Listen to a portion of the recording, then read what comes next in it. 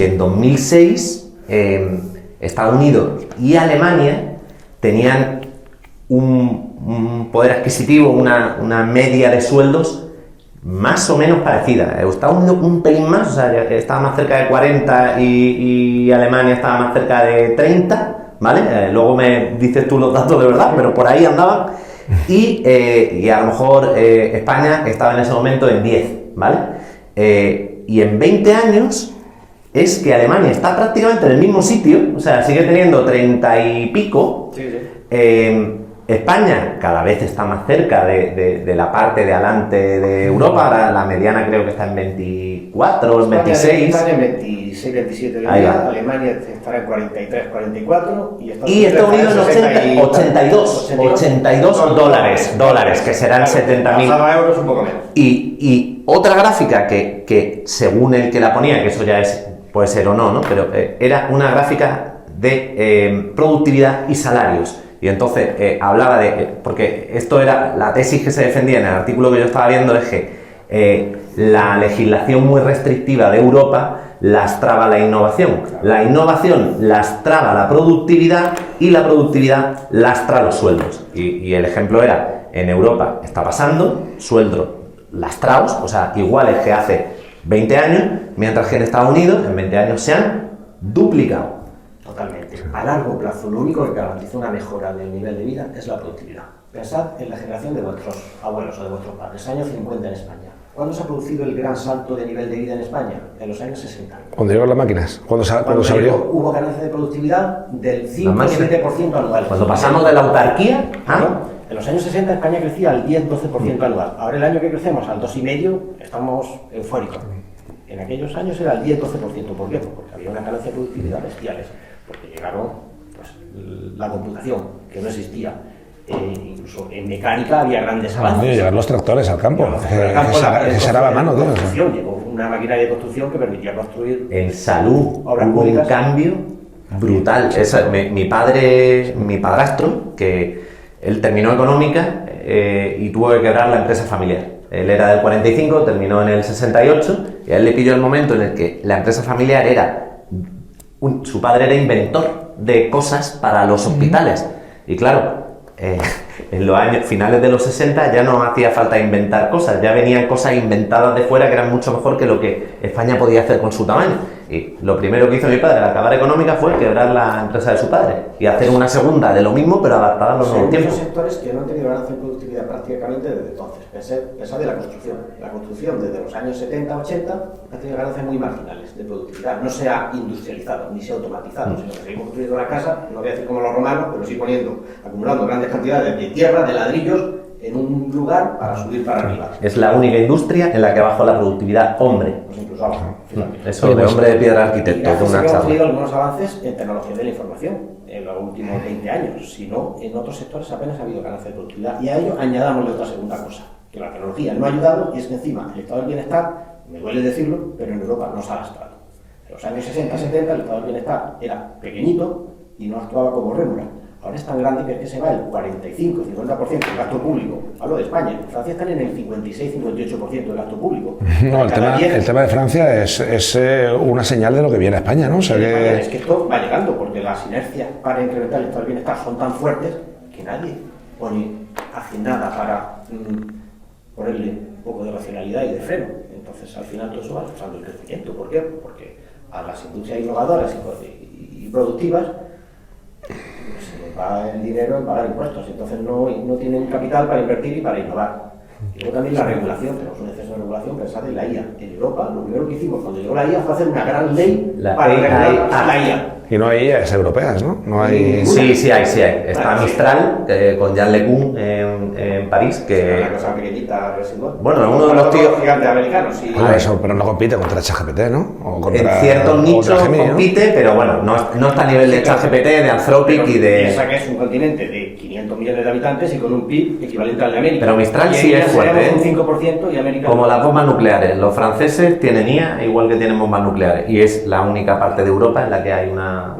Bueno, yo quería hacer una pregunta antes de cambiar de tema. A ver, y la pregunta es la siguiente. ¿Creéis que a sitios como Malmo tener un vecino rico como es Copenhague le beneficia o le resta?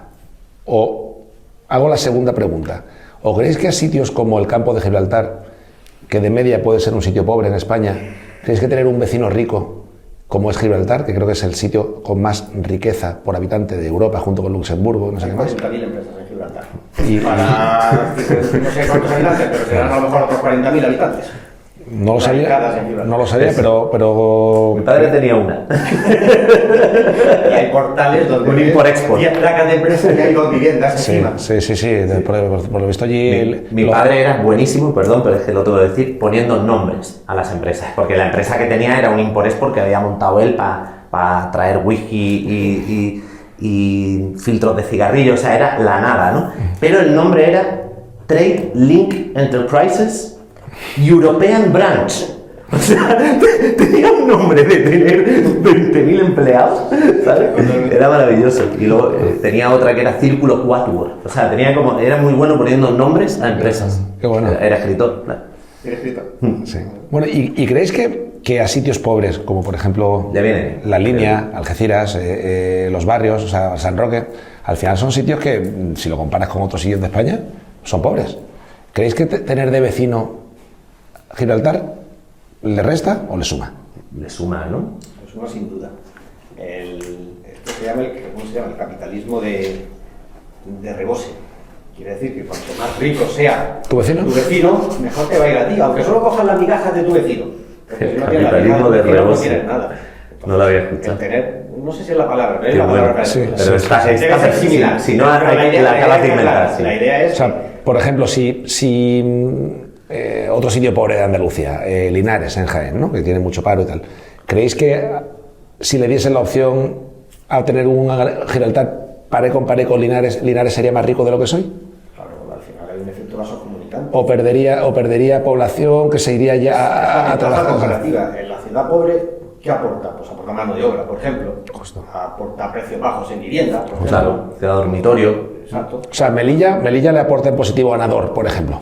Seguro. Seguro. Y hay una frontera política muy importante que impide que actúen muchos de estos vasos comunicantes. Pero en el tema de Gibraltar, lo fundamental del acuerdo, por lo que yo he leído, es que hay un tema de soberanía, que bueno, que a mí me importa poco. Que si la soberanía queda claro que es británica o española, bueno, es un tema político, pero el tema económico es que va a haber más capilaridad que había antes, porque desaparece la verja y la frontera pasa de estar en la verja a estar en el puerto y en el aeropuerto. O sea, que tú ya puedes ir andando con tu bicicleta, como si vas al Mercadona del lado o al... La hora y media que se pierde todos los días en el control de entrada y en el de salida ya no se pierde. O sea, una hora y media por 15.000 personas son 25.000 horas liberadas al día que eran horas tiradas a la basura. Sí. ¿Y quién creéis que puede ser los grandes ganadores de todo esto allí en Gibraltar? Yo te digo uno. La gasolinera que hay entrando a la izquierda, que se va a hinchar de coches españoles llenando el depósito. La farmacia también. Si va mucha gente como yo a comprar. El acuerdo contempla que la fiscalidad tiene que igualarse poco a poco. O sea que esa ventaja fiscal es parte del acuerdo para evitar entonces... O sea, los cigarrillos, la gasolina y todo eso se igualará a España a lo mejor. Está previsto. Otra cosa es que los gibraltareños van a arrastrar los pies para no hacerlo, pero en teoría debería igualarse. Eso forma parte del acuerdo para evitar eso, que haya un desequilibrio de fiscalidad que beneficie a una de las dos partes. ¿Qué otros ganadores puede haber? Pues todos primero los 15.000 Los 15.000 españoles que españoles. trabajan allí. Que van a ganar tiempo y de van a vida. asegurar su empleo. Vale. Con una verja impermeable es que pierden su empleo. Sí. En segundo lugar, los gibraltareños que utilizan esa mano de obra. Imagínate, yo conocía al dueño del Burger King, porque yo trabajé en un máster franquiciado del Burger King, yo conocía al que lo tenía en Gibraltar. Pues este señor ahora, en lugar de buscar mano de obra gibraltareña con salarios mucho más altos, o que no la encuentra, pues va a beneficiarse de la mano de obra de la línea. No, incluso este hombre puede vivir en Sotogrande e ir todos los días Se generará un odio del gibraltareño hacia el gaditano que le quita el puesto de trabajo. No, porque el puesto que le quita, no. Seguro que algo de eso tiene que haber. No, al contrario, los gibraltareños no lo necesitan. No, pero el estrato bajo de los gibraltareños sí que se sientan. Ese estrato allí casi no existe. Vale. Porque si hay 40.000 empresas para 40.000 habitantes... Bueno, pero esa es la media, no la mediana. Sí, no, pero por eso son todos ricos, ¿no? En Gibraltar, ¿no? En general hay una renta alta y hay una densidad empresarial que hace que mucha gente lo que tenga su propio negocio, aunque sea un negocio offshore, que ahí no están las operaciones, pero ahí está la sede social. Entonces, esa gente se va a beneficiar. Al final, las dos partes se benefician.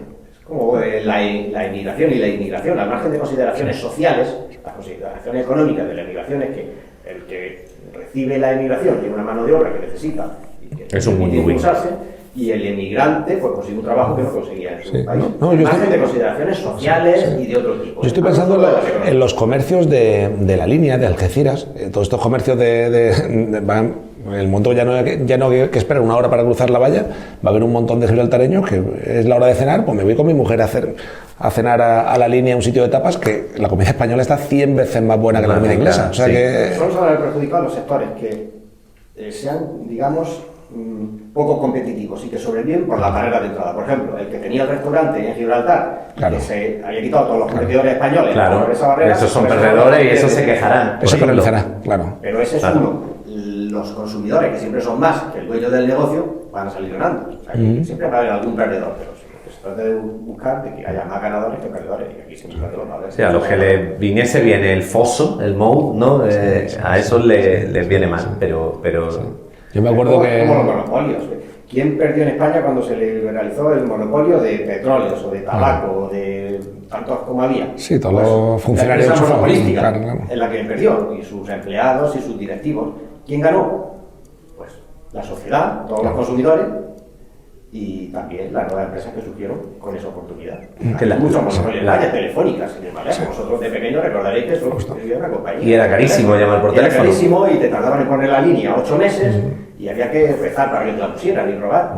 Bueno, sin ir más lejos, hasta hace 2 años, el AVE de Málaga a Madrid. Que tenías que pagar 150 euros y de vuelta. De todas maneras, ahora está petado, ¿eh? O sea, pero el otro día me pasó una cosa graciosa que fue... bueno, graciosa. A ver, yo entraba a Atocha y vi una cola de gente enorme en la planta baja. Sabéis que el AVE normalmente en la primera planta, aunque luego bajes abajo, ¿no? Entonces yo dije, ¿esto para qué será? Para cercanía, vaya pedazo de cola. Pobrecillos, ¿no? Me subo para arriba y yo llevaba un billete de estos low cost. Me lo miran antes de entrar y dicen, esto es, no sé si era Hablo, no me acuerdo ahora cuál era, esta es abajo. La cola a la que había visto como pobres indigentes que tenían, era mi cola. Y fue como, el AVE no es lo que era. Se ha perdido un poco de glamour. Pero al final el precio ha bajado un 80% y la calidad del viaje ha bajado un 20%. Ahora, yo estoy contento, ¿eh? Yo volvería a hacer esa cola. Es un asiento y que te llevan de un sitio a otro, que ahora resulta que hay más gente en la cola, pues es un pequeño perjuicio comparado con el gran beneficio. Pero las lógicas de frontera que tú estabas comentando antes en Gibraltar, mira, hace un par de días vi un vídeo que un antiguo profe mío cubano ponía sobre un aeropuerto en el que había estado, en el que había un emigrante pakistaní, no me acuerdo dónde era el emigrante, pero ganaba dinero envolviendo maletas. Y entonces Amalio, el chico que contaba esta historia en LinkedIn, pues dice, oye, mira, he sacado una foto y os estoy contando esta historia porque me parece bonito una persona que se ha buscado la vida en un aeropuerto envolviendo maletas y dando servicio, enterándose de las puertas, tal. O sea, las lógicas de frontera, las fronteras por definición son sitios de oportunidad. Sí. Son los márgenes en donde ocurren las cosas, ¿no? Donde se produce la heterotropía, donde hay cosas que a un lado pasa una cosa y al otro lado algo totalmente distinto.